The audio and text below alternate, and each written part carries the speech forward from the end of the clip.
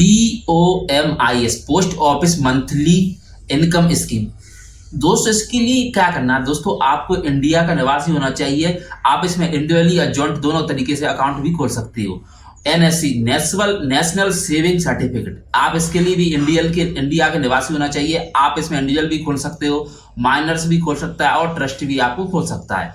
और इसमें non Indian NRI भी क्या कर सकता है, इसमें अकाउंट खोल सकता है। PPF यानी पब्लिक प्रोविडेंट फंड, आप इसके लिए दोस्तों इंडिया का निवासी कंपलसरी है। इसमें NRI इसमें अकाउंट ओपन नहीं कर सकता। SCS senior citizen saving scheme, इसमें दोस्तों आपकी उम्र 60 साल है या 50 साल से ऊपर है या 55 साल से ऊपर है और या रिटायरमेंट कर एम्प्लॉय या कोई भी, वो भी आप इसमें खोल सकता है। अब इसकी क्या करना, आपको इसकी मैं आपको टेनर और लॉक इन पीरियड की बात करूं तो सबसे पहले हम बात करते हैं MIS मंथली इनकम सेविंग।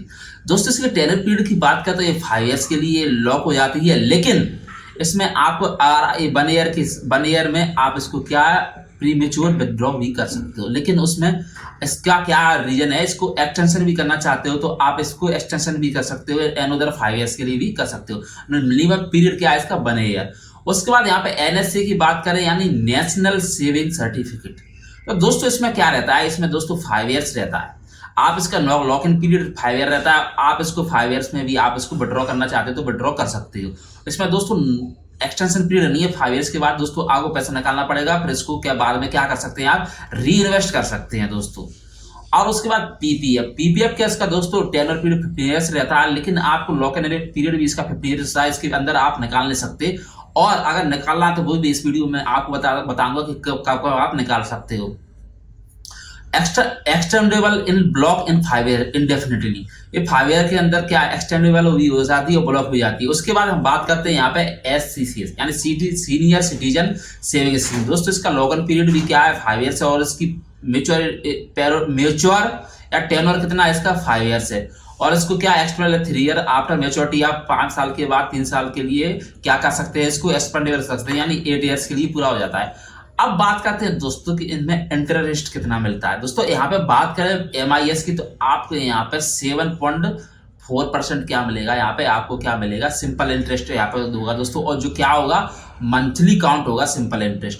उसके बाद दोस्तों NSC नेशनल सेविंग सर्टिफिकेट, उसके बाद इस पर क्या कितना इंटरेस्ट मिलेगा आपको 7.7%। ये भी दोस्तों एनुअल काउंट होगा। और दोस्तों इसको भी क्या आप इस पैसे को एक NSC में क्या होगा जो आपका इंटरेस्ट मिलता है दोस्तों, आप इसको री इन्वेस्ट कर सकते हो और इसकी एट मैच्योरिटी तक दोस्तों।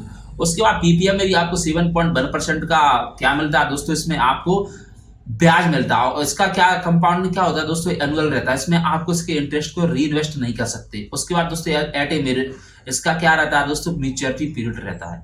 उसके बाद दोस्तों आपको इसमें क्या quarterly senior citizen saving certificate, इसमें क्या होगा दोस्तों, आपको इंटरेस्ट मिलता है 8.2% और क्वार्टरली इसमें क्या होता है दोस्तों, कंपाउंडिंग कैलकुलेट होता है। और पे आउट दोस्तों आपको कब होता है, इसका क्वार्टरली होता है दोस्तों। तो इसमें भी दोस्तों आप क्या पैसा को री इन्वेस्ट कर सकते हैं, इंटरेस्ट ब्याज को दूसरी स्कीम में भी आप लगा सकते हैं। अब उसकी बात करते हैं इन्वेस्टमेंट लिमिट के बारे में। तो सबसे पहले हम बात कर सकते हैं MIS में दोस्तों आपको मिनिमम 1000 इन्वेस्ट कर सकते हो सिंगल अकाउंट में। अगर आप मैक्सिमम की बात करें तो 9 लाख रुपीज तक, और अगर आप जॉइंट अकाउंट है दोस्तों तो 15 लाख रुपीज तक आप क्या कर सकते हैं दोस्तों, इसमें पैसा इन्वेस्ट कर सकते हो। और इसका डिपॉजिट आप इसमें लमसम में भी कर सकते हो और SIP भी कर सकते हो। 1000 की आप क्या SIP भी कर सकते हो, मंथली आप इन्वेस्ट कर सकते हो। उसके बाद NSC में दोस्तों मिनिमम आप 1000 कर सकते हो।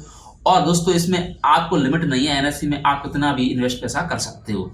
और लमसम भी डिपॉजिट आप क्या दोस्तों, लमसम भी कर सकते हो 1-2 लाख रुपया लमसम भी। PPF में दोस्तों आप यहाँ पे मिनिमम 5000 रुपये मंथली कर सकते हो, एनुअल भी कर सकते हो दोस्तों। और इसमें आप मैक्सिमम क्या कितना कर सकते हो, 1.5 लाख रुपए दोस्तों 1 साल में इन्वेस्ट कर सकते हो।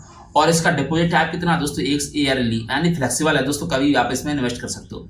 उसके बाद सीनियर सिटीजन सेविंग्स की बात करें तो इसमें आप मिनिमम आप इसमें 1000 कर सकते हो। और उसके बाद मैक्सिमम की बात करें तो इसमें आप 30 लाख रुपए दोस्तों क्या कर सकते हो, उसमें लमसम अमाउंट कर सकते हो। आप दोस्तों बात करेंगे इस स्कीम में टैक्स बेनिफिट। तो दोस्तों PMIS में आपको टैक्स बेनिफिट इसमें सेक्शन 80C के तहत आपको नहीं मिलता है। इसमें टैक्सेबल इनकम एक्ट, टैक्स पर क्या लगता है दोस्तों, इस पर इंटरेस्ट मिलता है, इंटरेस्ट लगता है, मैच्योरिटी टैक्स नहीं लगता है इस पर। NSC की बात करें तो दोस्तों स्कीम सेक्शन 80C के तहत इसमें एनएससी में आपको बेनिफिट मिल जाएगा कितना, अप टू 1.5 लाख रुपए पे। टैक्स वाले इनकम से आपको टीडीएस यहाँ पे डिटेक्ट नहीं होता है। उसके बाद पीएफएफ की बात करें तो आपको हाँ इसमें 80C के तहत आपको बेनिफिट मिल जाएगा और टैक्स वाले इनकम 1.5 लाख आपको टैक्स लगेगा। और देखिए दोस्तों क्या मैच्योरिटी टैक्स इस पर टैक्स फ्री रहता है। उसके बाद इसकी बात करें दोस्तों SCCSS, तो दोस्तों इसमें आपको टैक्स देना पड़ेगा 1.5 लाख से जो भी आपकी इनकम होगी इस पर टैक्स देना पड़ेगा। अब दोस्तों इसकी बात करते हैं कि लिक्विडिटी और प्रीमेच्योर विथड्रॉल के बारे में। तो दोस्तों MIS में आप पर्टिकुलर माने बीच में कुछ आधा पैसा नहीं निकाल सकते। हाँ प्रीमेच्योर क्लोजर कर सकते हो आफ्टर 1 ईयर, लेकिन आपको पेनल्टी देना पड़ेगा 2% डिडक्शन 3 इयर्स, ये आपको क्या पेनल्टी देना पड़ेगा। एनएससी में दोस्तों आप यहाँ पे पार्टिकल विथड्रॉ बिल्कुल भी नहीं कर सकते, प्रीमेच्योर क्लोज नहीं हो सकता, लेकिन ओनली डेथ या कोर्ट ऑर्डर या फॉर फ्यूचर के लिए आप क्या कर सकते हो दोस्तों, इसमें विथड्रॉ कर सकते हो या प्रीमेच्योर क्लोज कर सकते हो और पेनल्टी इसमें नॉट अलाउड। उसके बाद दोस्तों यहाँ पीपीएफ की बात करें तो पीपीएफ में दोस्तों आपको ओनली पार्टिकल विथड्रॉ 7 ईयर्स के बात कर सकते हो, आप पहले नहीं कर सकते।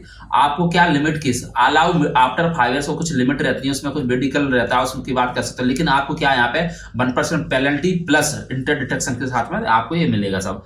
उसके बाद दोस्तों यहाँ पे SCCS की बात करेंगे तो SCCS में आपको इसमें कुछ भी नहीं मिलेगा, आपको इंटरेस्ट 80C की क्या SCCS में आप क्या कर सकते हैं, विथड्रॉ या प्रीमेच्योर पार्टिकल विथड्रॉ। SCCS में क्या दोस्तों आप जो इन्वेस्ट कर रहे हो कुछ थोड़ा निकालना चाहते हो, विथड्रॉ करना चाहते हो, वो नहीं कर सकते, लेकिन आपको 1 साल के बाद ये अलाउ करता है। और 1.5% की क्या डिपॉजिट आपको क्या देना पड़ती है, यहाँ पे पेनल्टी देना पड़ेगी आप। रिस्क और यहाँ पे सेफ्टी की बात करते हैं तो यहाँ पे ऑल स्कीम क्या है दोस्तों, गवर्नमेंट की है, तो आपको इसमें क्या है 0 रिस्क मान के चल सकते हैं। इस पे इसमें रिटर्न फिक्स है और क्या है मार्केट से बिल्कुल इफेक्टेड नहीं है, क्योंकि ये पोस्ट ऑफिस की गवर्नमेंट इज सूटेबल।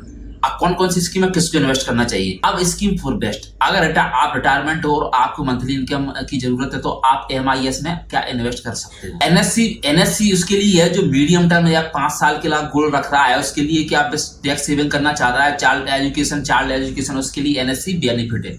जो लॉन्ग टर्म के लिए इन्वेस्ट करना चाहता है वो PPF लॉन्ग टर्म के लिए टैक्स फ्री रिटर्न मिलता है, इसको उनके लिए बेनिफिट है। जो senior citizen high quarterly income चाहते हैं उनके लिए क्या है बेनिफिट है, कौन सी SCCS। दोस्तों ये 4 लोग आप इस तरीके से 4 स्कीम है, मैंने आपको बताया कि किन किन लोगों को कौन सी स्कीम में इन्वेस्ट करना चाहिए।